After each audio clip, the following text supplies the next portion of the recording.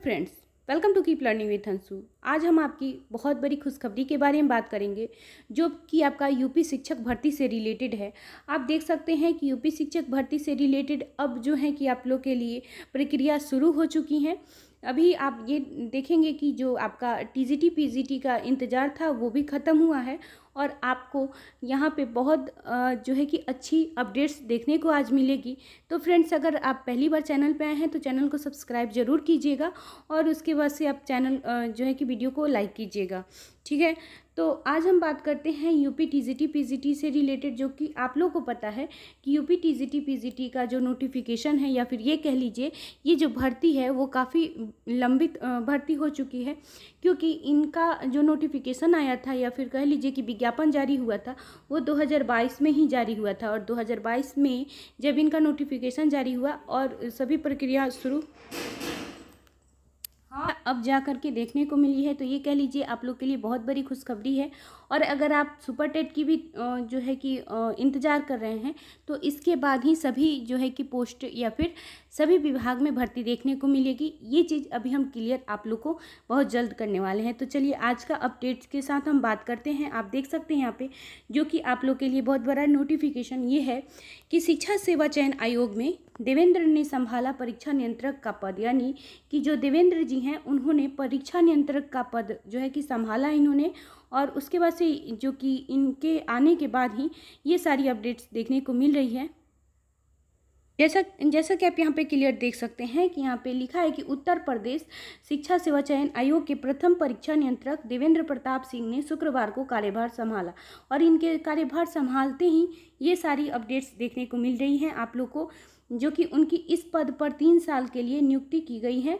और देवेंद्र के कार्यभार संभालने के बाद वर्षों से लंबित जो आपकी असिस्टेंट प्रोफेसर तथा टीजीटी पीजीटी के पदों पर भर्ती के लिए परीक्षाओं की तिथि जल्द घोषित होने की उम्मीद है, ठीक है। तो ये आप ये देख सकते हैं कि इनके आने के तुरंत बाद से ही ये सब अपडेट देखने को मिली कि जो बहुत पहले, जैसा कि मैंने आपको बताया कि 2022 में ही इससे रिलेटेड जो है कि नोटिफिकेशन आ चुका था, विज्ञापन आया था।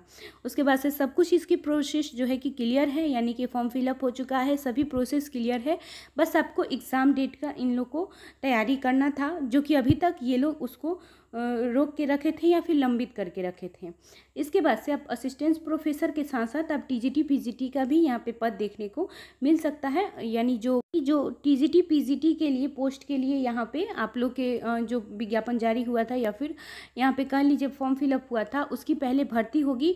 उसके बाद से यहाँ पे आप देख सकते हैं क्लियर लिखा है कि प्राथमिक विद्यालय से लेकर उच्च शिक्षक संस्थानों में शिक्षकों की भर्ती अब आयोग करेगा, यानी कि प्राथमिक विद्यालय यानी पीआरटी के लिए भी और उच्च शिक्षक के लिए जो न्यू वैकेंसी की बात कर रहे हैं, यानी जो नई वैकेंसी आने वाली है उसके बारे में। आयोग के गठन के बाद जो अध्यक्ष, सदस्यों, सचिव समेत अन्य पदों पर नियुक्ति कर दी गई है। ये सब आप लोगों को पता है कि पहले ही जो कि शिक्षा सेवा चयन आयोग का नियुक्ति कर दी गई है, लेकिन परीक्षा नियंत्रक का पद अभी तक खाली चल रहा था, जिसके वजह से ये जो है कि इनकी वैकेंसी किए हैं। और उसके बाद से आप ये देखिएगा इसकी वजह से भर्ती परीक्षाओं में की तारीख समेत कई अन्य महत्वपूर्ण निर्णय नहीं हो पा रहे थे, जिसके वजह से यानी कि इन एग्ज़ाम मतलब नियंत्रक नहीं अभी तक थे, जिसके वजह से कोई चीज़ यहाँ पे क्लियर नहीं की जा रही थी। लेकिन इनके आने के बाद ही तुरंत आप लोग को यूपी सुपर टेट की भी और यूपी टेट की भी आपको यहाँ पे नोटिफिकेशन देखने को मिलेगा। इन निर्णयों में परीक्षा नियंत्रक की अहम जो है कि भूमिका होती है। मान लीजिए कि किसी भी एग्ज़ाम को कंडक्ट करवाने के लिए परीक्षा नियंत्रक का बहुत मतलब वहाँ पे उनका चयन होना बहुत आवश्यक होता है, क्योंकि सब कुछ ऊपर से सब लोग कर देते हैं, बट जब एग्ज़ाम का बात आता है और एग्ज़ाम डेट की बात आता है तो आप ये देखिएगा कि वहाँ पे नियंत्रक का होना आवश्यक होता है। इन निर्णयों में परीक्षा नियंत्रक की अहम भूमिका होती है।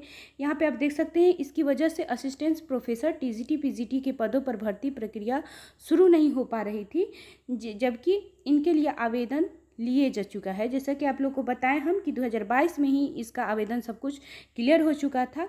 शासन की ओर से उत्तर प्रदेश जो आप देख सकते हैं ठीक है, राजर्षि टंडन मुक्त विश्वविद्यालय के देवेंद्र प्रताप सिंह को शिक्षा सेवा चयन आयोग में परीक्षा नियंत्रक बनाए जाने संबंधी आदेश जो है कि 23 सितंबर को जारी हो गया था, लेकिन अभी जाकर के इनका फाइनली चयन हो चुका है। इनका जो है कि देवेंद्र प्रताप सिंह का आप लोग के लिए शिक्षा जो सेवा भार संभालने की जो इनका चयन है वो क्लियर हो चुका है। ये पद अपना संभाल चुके हैं।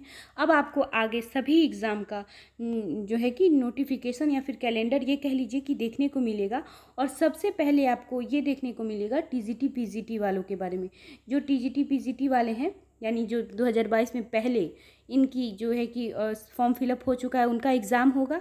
और उसके बाद से आपका सुपर टेट का कैलेंडर यानी कि इस चीज़ के नोटिफिकेशन आने के जस्ट बाद ही अब सब कुछ आपका सुपर टेट या फिर यूपी टेट से रिलेटेड या फिर न्यू टीजीटी पीजीटी सभी लेवल में आप लोग के लिए सभी पोस्ट पे आप लोग के लिए वैकेंसी देखने को मिल सकती है। तो ये आप ये कह लीजिए कि सभी के लिए यानी अगर बीएड किए हैं, डीएलएड किए हैं, सभी पोस्ट पे वैकेंसी आनी तय है।